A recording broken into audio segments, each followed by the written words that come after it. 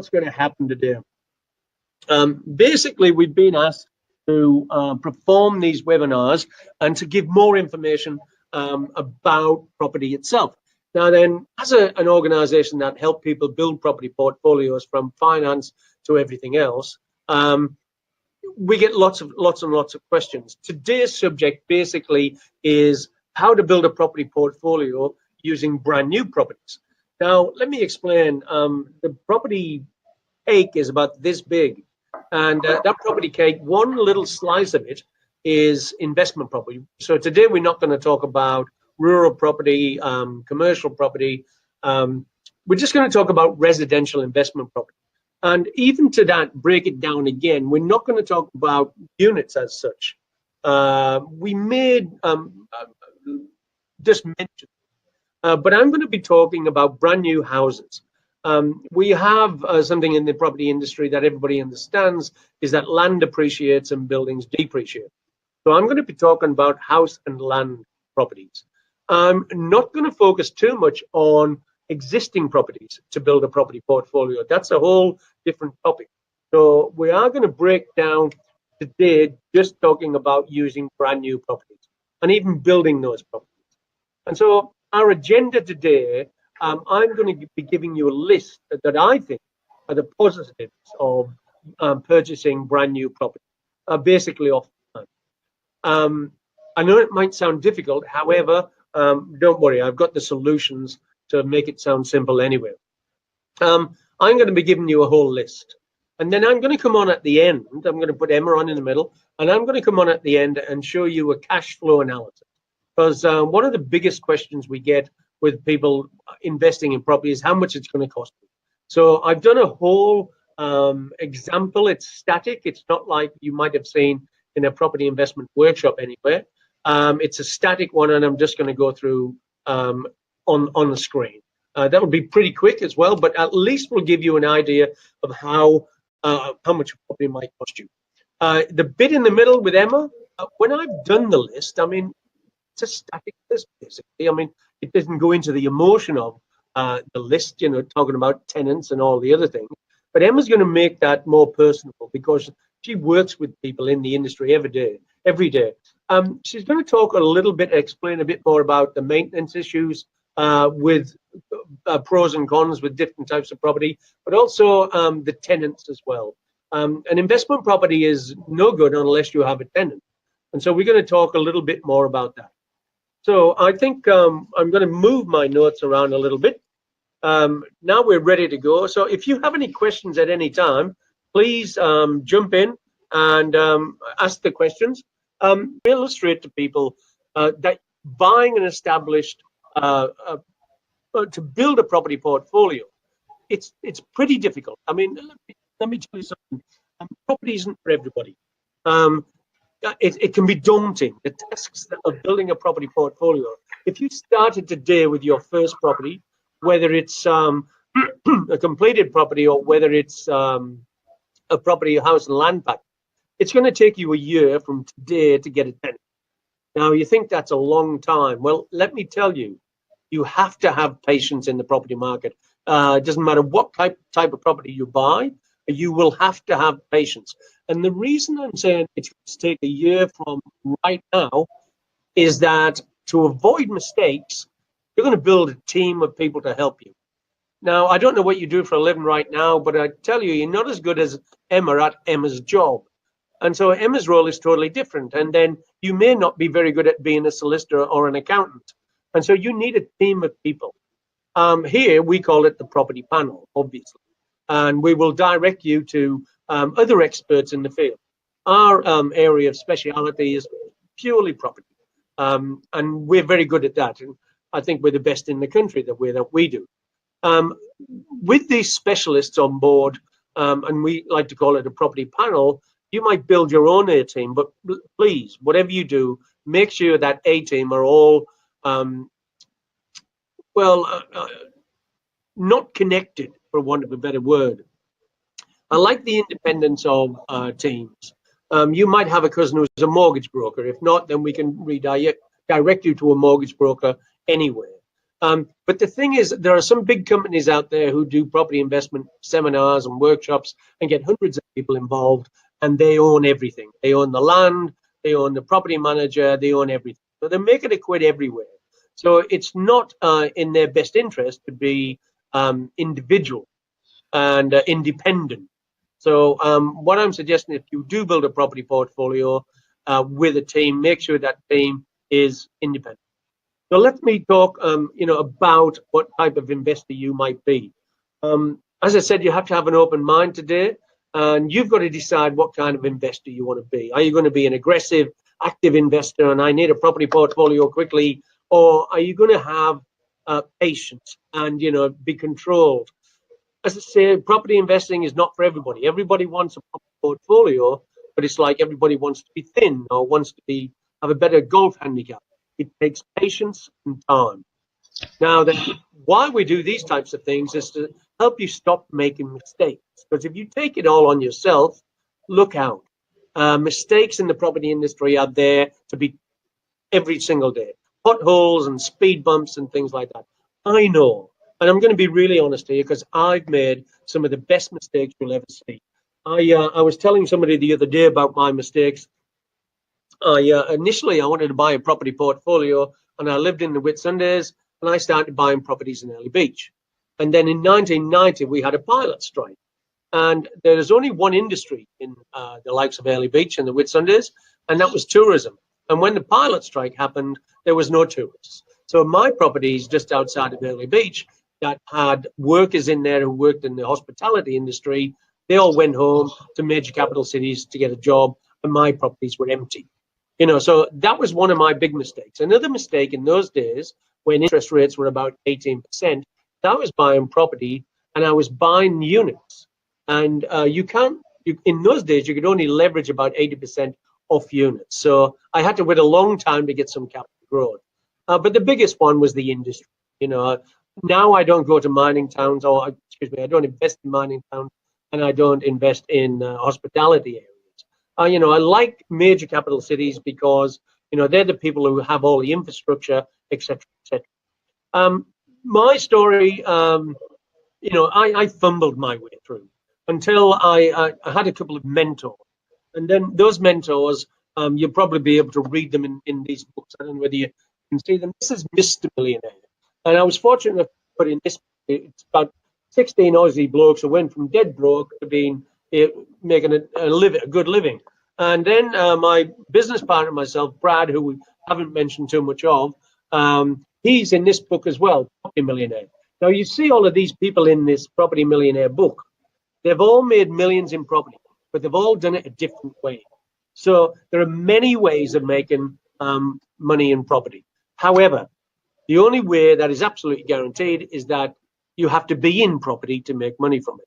There are a lot of people that I call procrastinators. They have, paralysis by analysis. You've got to put your toe in the water sometime, but we don't want you to make mistakes. So let's start and help you not make mistakes. So, advantages of new properties for investors. I'm going to do this whole list. The first thing, obviously, you don't understand is it's a lot easier with a team of people, a team of specialists. And so you can get a team of people to do it, great. They have different skill sets, so you're going to need a team. The tax incentives obviously are very important. Depreciation on the building, the plant or fixtures and fittings, that's very important also. And we are going to do a little exercise to show you a bit more. Now then, when you buy a property, it's more desirable for buyers and tenants. Everybody seems to like bright, shiny things. So this is why I buy and build my property portfolio on brand new properties. Tenants love brand new properties. There's no maintenance, etc. Investors achieve a diverse portfolio with all properties. And saying that, it means that you can buy units or whatever you can afford at the time. And also, you can buy houses and land and all that sort of stuff. It's easy with brand new property, and you can go to different locations. Somebody said to me the other day about their property portfolio, and I asked, would you put it all in Canberra? No. Would you put it all in Switch in Queensland? No. Nothing against those areas. It's just the fact that You don't want all of your eggs in one basket. Capital growth. I buy property with a focus on capital growth, and I use that growth to buy more properties. And so if you can buy in an early stage, that's even better. Capital growth is driven by demand, and we've got to understand that people movement creates that demand, which also says the infrastructure. Now, there's new properties attract premium tenants willing to pay a premium rent. What does that mean? Well, I'll explain it a bit more because that's what Emma's going to do. So I don't have to go into that too much. Emma's going to talk an awful lot more about the emotions of buyers, and she's going to talk about the emotions of tenants. Now, Emma's been in the industry as a property real estate agent for the last, I think it's 14 or 15 years. So she has an awful lot of knowledge in there. She's going to hand on. Now, when you build a property, you only pay stamp duty on the land component. And this could be a massive amount of savings. I'm going to give you an example. Have a look at this stamp duty comparison. Let's say we bought this property here for $283,000. That's a fixed price contract, 4 bedrooms, double lock-up garage, all that sort of stuff. 2 garages, 2 baths, everything else that you need. Now then, this is the stamp duty comparison. If you see on the left there, the house and land package at $483,000, the stamp duty is only paid on the land component. That's like $258,000 worth of land. And your stamp duty on that is about $8,000. However, on the right-hand side of the screen, an established house price of $283,000, the stamp duty is on the completed purchase. That's everything. And your stamp duty there is about nearly $17,000. So by doing a house and land package and paying stamp duty just on the land, you're saving $8,500. Now, if you want to have a look at stamp duties in any particular state, this one is in Queensland. It's an investor property. It's not a first home buyer, and it's not a foreign investor, because things will change if you change those things around. If you're a foreign investor, you're going to be paying a bit more. Okay, I want you to have a look at any website and just go stamp duty payments, and you'll understand. Moving on, advantages of new properties. We'll go through this list pretty quickly. Allows the investor to anticipate their holding costs. What does that mean? Okay, that means you know exactly how much you're paying out each month. You know what the rent is, etc., etc. You don't have hidden maintenance costs and all those things. That creates cash flow stability. And often construction standards are a lot higher in brand new properties. The Builders Guild and all of the other people that monitor all of these things, brand new properties are going to last a lot longer. I mean, it goes without saying. But building standards these days are a lot more efficient. Uninspected maintenance issues like older property, we don't have those. You've got builders guarantees, appliances guarantees. If you bought a completed property, even with a very good building inspector, you may not see some of the cracks and some of the need for maintenance further on. I think Emma's going to talk a bit more about that. There's no need to renovate. And if you did ever renovate an older property, that means you're without a tenant for some time, and that could be quite expensive. Renovations, old properties take time, loss of income. House designs. Now, I know years ago that in certain areas like Hobart, they have different house designs as they have today. Now, we like to build properties for families. We like those families to be in that property for as long as they can. Having a happy tenant is a very important part of building a property portfolio. Just because you like the house doesn't mean that the tenants will. But, Emma's going to talk a little bit more about that as well. And generally, new properties get higher rents. Anything, or you buy a second-hand car, you're going to get less for it than you would a brand new car, if you know what I mean. So we're going through these things pretty quickly, but we are available at any time to talk about them. Energy efficient, well, it's cheaper to run. Insulation, everything else, that's smart technology. I mean, everything these days is about smart technologies, but alarm systems, cables, internets, and, safety for your tenants is top priority. You don't want to be going to court with an older property with bad wiring or something like that. New properties generally have a higher resale value, and the resale value on a new property is directly linked to the other buildings in the area. Older properties, some of them may have been improved, some of them may be falling down, but with brand new properties, you actually know what your price is going to be to a certain extent. We don't want to do that loss of income. I think we've done that one once. The tenant and the taxman pays for your property when it's a brand new property. If you wait till the end, we're going to show you an example of that. You know, I particularly like master plan communities. They have greater amenities. They have, you know, parks and all the other things that these master plan communities offer. Obviously, the location of the property is paramount. And, you know, developers these days are not silly enough to put a brand new property in the middle of nowhere. So Emma's going to talk a bit more about that in a sec. That's a very, very nice segue into me. Thanks very much, Pom. I'm going to keep my sort of section quite short and sharp. A little bit of my background, however, is almost 18 years. Yes, Pom, I'm vintage. I left school and went straight into property, into the real estate world. And from that experience, like Pom, I actually made a lot of mistakes myself, both personally in our own investing life as well as professionally as well, because I was ignorant to the way that obviously we work now as a panel, in that we have a panel of businesses around the country that we integrate ourselves with, and certainly our clients, and help work together. So for example, obviously Women's Property Panel, Bridget and myself work together. Bridget's a mortgage broker and I've got the background in the property world. So we really come together and gel in that regard. But I didn't have somebody like Bridget back in the day to really help acknowledge what a client needs in their process. So nowadays, obviously, most clients we've identified it works better for them to be purchasing a brand new property. And when we say brand new property, it's more than likely going to be beneficial to them to purchase the land and then put the box on them. So we've briefly gone over a few examples of obviously stamp duty. So that's a huge benefit there.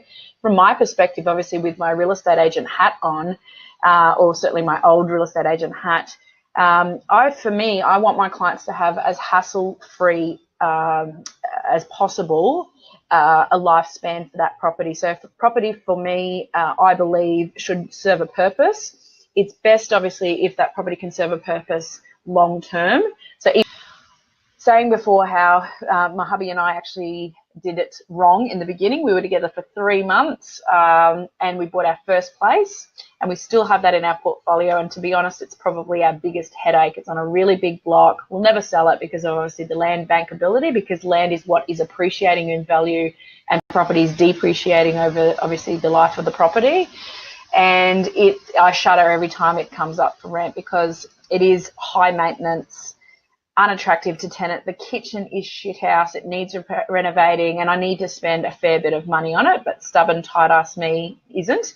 So the intention with that one is completely different to the other properties that we have. Obviously with the new properties, the focus is having a lot of control. So I'm a bit of a control freak. I like to have control about all aspects, especially when it comes to investing, and certainly that's reflective with my clients as well. So things such as warranty periods. So we work quite closely with a builder wherever your purchase may be around the country. Obviously our focus is on that capital growth, so we do suggest purchasing in a capital city for numerous reasons, which we'll get into in another webinar topic. But from our close relationship with the builder, wherever you're looking, we can really ensure that warranty periods are stuck to and obliged by. Things such as, external inspectors for your handover. So I actually manage that process myself to ensure that, it's really, really fine-tooth comb has gone over that property before it's handed over to you and therefore your property. Whereas if you're purchasing an established, like we did for our first time, we literally bought a headache. So within the first week of settling, the hot water system shut itself. And back then we had no money. So we had to scrape together, I think we might have borrowed off mum and dad, thank you for that, to fix within a week of settlement, here's a new mortgage and a hot water system. And it's been a headache ever since, but we will never sell that property because of obviously the land. We do have clients from time to time looking at purchasing property with the intention to not just purchase it as an existing, but then renovate, which obviously has its it's pros and cons. However, in my opinion, again, from a real estate perspective and obviously from the knowledge that I've gained over the last 18 years, that can work against you in regards to time. So obviously you've got a property there that is vacant while you're adding these improvements or renovating. And obviously that's one, cash that you're injecting into the property. Are you using that in cash? Are you using that in equity or in the loan that you're purchasing? And then time without an income. So that's really key to making sure, again, that we're working with people like Bridget to make sure that the finance is going to be, the structure is going to be right for you. Can you actually afford to have a property being renovated and extra debt and minimal income in that period? So there's a lot of key factors to really look over, and I suppose this is obviously the arena in which we can discuss, and this is what we sit down and work with clients on a daily basis all around the country to ensure what is going to be best for you. And obviously our strategy, and as Pom brushed on before, our strategy is not for everyone. Property purchasing is not for everybody. Just as shares or stocks or bonds or trading is not for everybody, property too is not for everybody, and our way may not be for everybody. So another suggestion too, and as I said before, I like to keep it as hassle-free as possible, is we want really good, high capacity for strong tenants. So we want as minimal as possible vacancy rates, and obviously being able to purchase into newly built up areas that are appealing to tenants. They've got good schooling coming through, brand new schools. So a lot of areas that we're looking at for clients, I obviously empathise because I'm a mother myself, as is Bridget. We're buying into areas that it's really hard, if they're not purchasing new, to be getting into new school catchments and daycare catchments. So obviously buying in an area, and I know of one off the top of my head, that they've got a new school opening in the next 12 months. Obviously the first opportunity is given to people in that parameter around that school because that's a brand new area. So that's fantastic. Things such as, you know, a lot of the newest developments have got a key focus on parks or, you know, outside play centres for children every 750 metres, because obviously we're purchasing smaller and smaller blocks of land, therefore smaller block backyards. And so we want to make sure that we've got as much to keep a family or your tenant in that home for as long as possible without having to have too much turnover. So these are really the things that we sit down and go over with clients all around the country on a daily basis to make sure that the property that you're purchasing is as desirable as possible for obviously your tenants. So the key is two-tier focus. One is capital growth, so buying into an area that you're obviously going to have some improvement on capital value. So you don't want to be purchasing in an area that's it, it's done, and obviously established is probably a concern, because that can happen. And obviously two is that really strong focus on your high ability to keep a tenant in a property. So make it as hard as possible for them to leave. So emotionally picking up keys on the brand new for day one of a property. You know, the kids having their bedroom and picking out their bedroom and it's a brand new home, that brand new smell, that look, that touch, that feel. And obviously with desirable schools and catchment areas around as well. So for me, and for obviously what I employ with my clients as well, is to make sure there's a strategy in place. And obviously that's why buying land and putting a box on there, purchasing in some really key areas, is quite a smart way of looking at investing to be able to get the best success and have as many properties in your portfolio as possible. Pom, welcome back. Advice, but you know, one of the things that Emma does is tailor everything to the individual client. We don't have boxes to sell or anything like that. You know, we actually physically, or Emma does and Brad, physically go out and find property for people. And that's got to fit your property portfolio, your budget, and your long-term goals. We're not like a real estate agent where we are selling property to some big developer or some big developer, anything like that. So, you know, we have more clients waiting for property right now than we do have property. And this is because we're very strict with our socioeconomic demographic criteria for property selection. But people have been asking how much does it cost to hold one of these properties, you know, in a good location, good schools, and keeping tenants happy and all that sort of stuff. So I'm quickly going to go through a cost analysis worksheet. It's only going to be a couple of minutes, and then we're going to probably call it a day, and we thank you for your patience. But let me share my screen again with you. As you can see at the top, we've identified how much something's going to cost us. That's $23,500 a year. This is all of our outgoings. I put no maintenance in, as I've said. So our total weekly outgoings of $573 to hold a $480,000 property.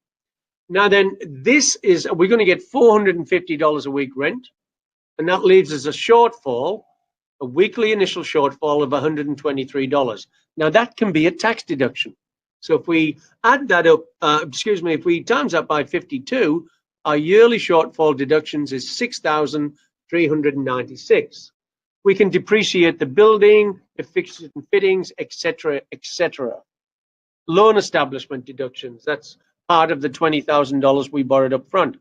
But we're going to get total tax deductions of $20,121. Now let me show you something. We went to our tax chart and identified that this example earned $60,000 a year.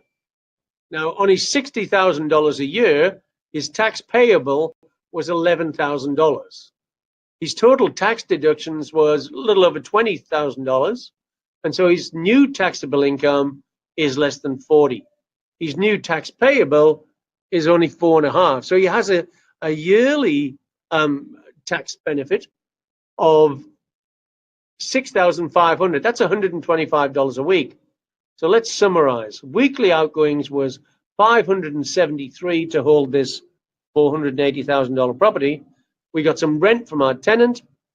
The shortfall was $123, but we're getting tax benefit of $125. So this property is actually costing nothing to hold. Now then, that was a very, very quick example of how it works, how the property industry is allowing us, excuse me, I'll get rid of this slide, how the industry works. You can use your tax, you can use the tenant's money, and you could use borrowed money from lending institutions. However, you can't do it all on your own, as I explained. I'd just like to wrap it up and say, look, we're in South Australia, we're in New South Wales, we can be anywhere, in fact, with the technology that we have these days. Not that we're very good at the technology. However, if you want to contact us, have a look at our Facebook site, have a look at our website. There's lots of old videos on there, be a bit of fun. But any questions that you've got on property investing, we're happy to answer. Today's part was just on using brand new properties. And we've listed many ideas of why on brand new properties. If you go to our website and you go to our videos, then there are other videos on other topics that we've done. Some of them might be how much a property might increase. In fact, also on there is that quick example that I just did in a longer version. But anyway, I'd like to thank Emma for participating. I'd like to thank you all for participating. And until next time, it's Huru. I wasn't going to say from the guru, but it's Huru from the POM. And to you people in South Australia, we'll see you Sunday for a quiet glass of wine. Thank you.